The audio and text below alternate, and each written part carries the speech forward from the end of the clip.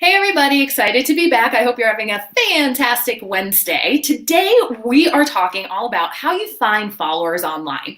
Obviously, this is a pretty important subject because if you create something, whether you're a product or a service or a coach, your business doesn't really matter unless people's eyes get on it, right? And you need to find the right people online. There are some ways that you can do this. And I think a lot of the time, the Meet Anchor community is made up of a lot of small business owners and solopreneurs. And I think a lot of the time we get a little bit afraid that we can't keep up with the big guys online, those brands that have social media teams dedicated to doing their work.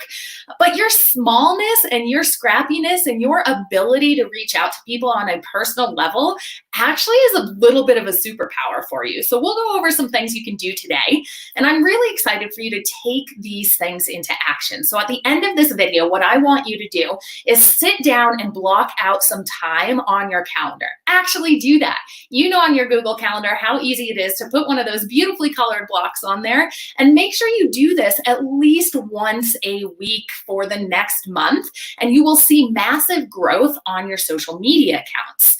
What we're going to discuss today is about finding these followers by doing a little personal outreach. I want you to go into this with having an approach of having kind of a servant leadership mindset, and making sure you're always leading with an abundance and a collaborative approach when you reach out to people online and when you make these networking connections. Because we need to think about social media as one big party that we're networking in, right? And we need to find the right people at that party to speak to who our product or service can solve their pain point and make their life better.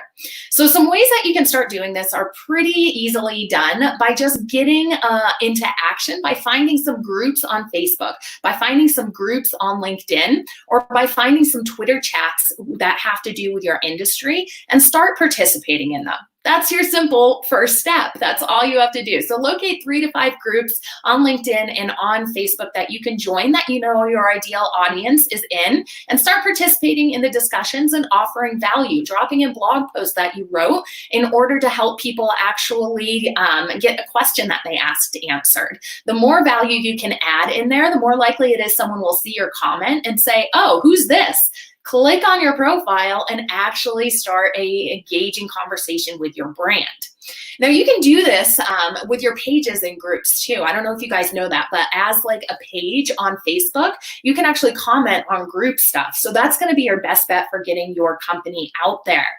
You can also use your personal profile to do this. Don't be afraid to go in there approaching networking with your personal profile. We all know that our personality and our brands, and building a brand around our personality, actually leaves a lot of leeway in business to help grow and grow and grow, because we know that people are going to have to pivot, that people are going to add new products or services to their offerings. Whether you're a coach or whether you're a product-based business, you might want to add other different revenue streams in there. And if your brand is built around your personality, it's much easier for people to recognize your product and say, oh, I trust that person, so I will buy their new product no matter what it is, right?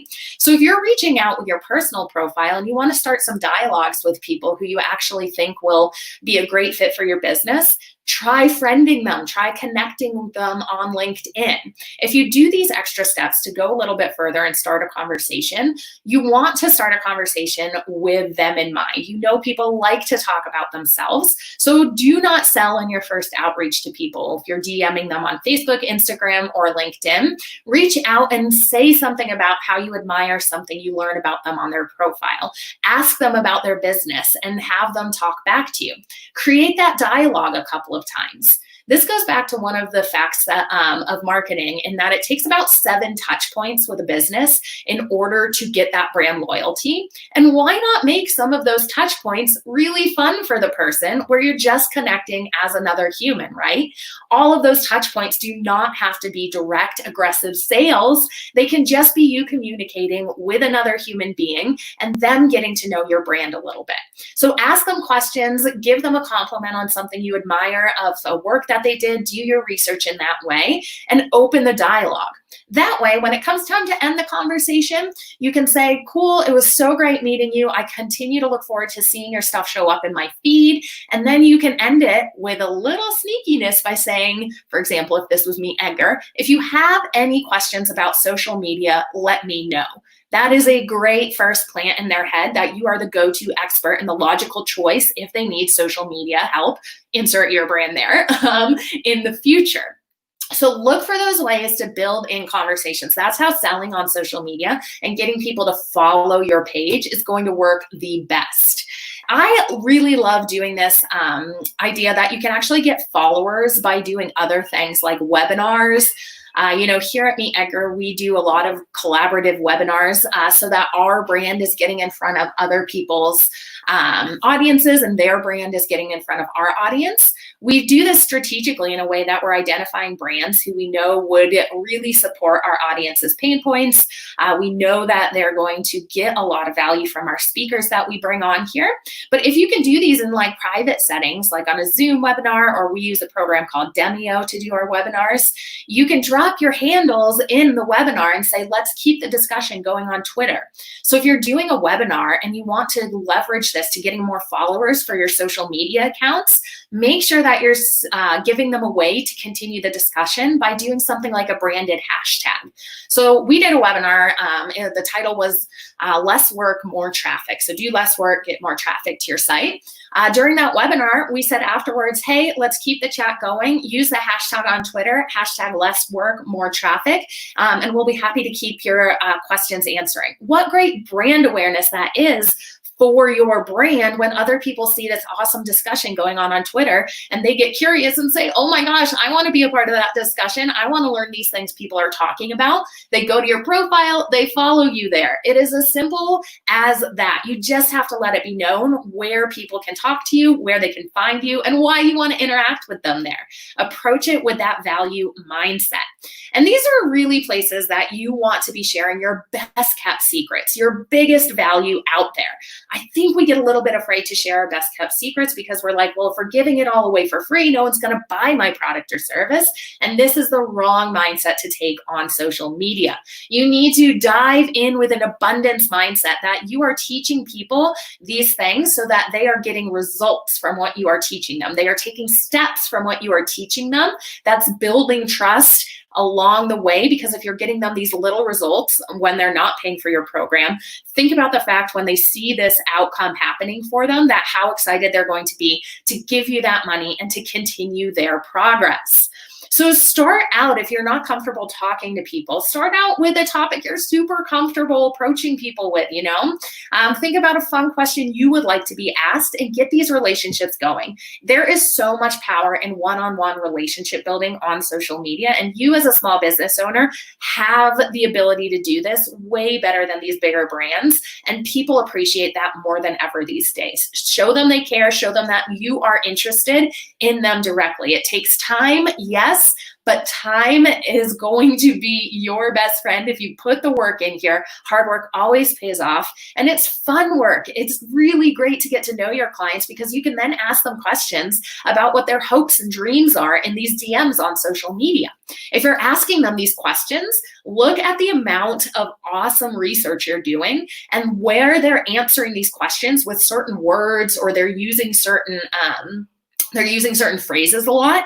Take those words, take those phrases, and use them in your sales copy, because that is what's going to resonate with other people. If you're talking to the right people who have a pain point that you can solve and they're telling you these things, use that language. That's what resonates and that's what matters. So it's kind of a twofold here, that you're putting your brand awareness out there, but you're also doing so much market research by getting their answers back so you can use that language in your copy, and you will see your sales copy convert way better if you are doing this. So if you're really thinking about that mindset shift of saying, how can I offer more and more value? Make sure that you are asking people in these DMs things like, hey, what's your biggest pain point right now? What's your biggest challenge around this area right now? Ask those questions. I know it can be a little bit scary to approach customer research, but doing it on these social networks, people are way more willing to help than we think, I think often. So the best thing you can do for your business is ask questions to people and really listen. Go into it with the ability to listen and not have any preconceived notions when you're asking these questions about what they're going to say next. And don't talk about your business unless they ask about it. And remember, your main point for getting that value into their heads about why your brand is valuable for them is that you need to prove to them you are going to really take the stress or really take the fear that they have in their life right now out of their life. That is what people want, and that is what people love brands for. So look for ways that you can take people's stress away, take people's fear away in these DM conversations, in these groups, and it's much more likely they're going to continue to follow you in other places because they want to keep getting this value. And you really need to make sure that it is not a chore for people to follow you, which means making sure on your social pages when they get there, they are greeted with inspirational and educational content the majority of the time. Here at Meet Edgar, we believe in a category-based system of posting to achieve just that, the ability to make sure that every post on your social media feed is a way for people to get to know you a little bit better, not a way for you to sell to them directly. Direct sales really doesn't work anymore. We are all so smart, guys. You yourself included. I know you feel when you're being sold to and you don't love it. So don't do that to your followers. They don't want to follow you if you're going to just directly sell to them all the time. So that's what the categories are good for. That means if you're sending out, let's say, 4 posts a day on Facebook, you want to make sure at least 3 of them are going to be really valuable, whether you're inspiring someone with a great quote, whether you're giving them a productivity tip, whether you're getting out there and actually doing a live stream like this one in order to teach them something that you're an expert in.